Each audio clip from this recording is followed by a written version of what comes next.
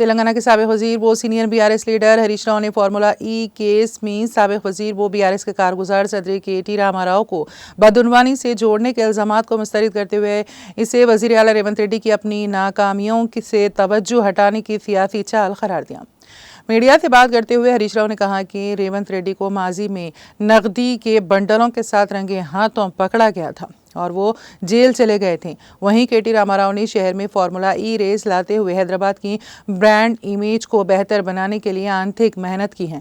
ہریش راؤ نے ریونت ریڈی کی جانب سے KT راما راؤ کو غیر قانونی مقدمات میں ماخوذ کرنے کی کوششوں پر تنقید کرتے ہوئے کہا کہ ہائی کورٹ کے فیصلے نے کسی غلط کام کی تصدیق نہیں کی بلکہ محض تحقیقات پر زور دیا ہے۔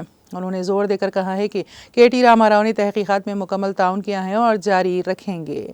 انہوں نے تلنگانہ کی ترقی اور بہبود کے تئیں BRS پارٹی کے عزم کا اعادہ کرتے ہوئے کہا ہے کہ وہ سیاسی اغراض پر مبنی مقدمات سے خوفزدہ نہیں ہوں گے۔ ہمارا لیگل سیل ہائی کورٹ کے فیصلے کا جائزہ لے گا اور ضرورت پڑنے پر ہم مزید قانونی کارروائی کا فیصلہ کریں گے۔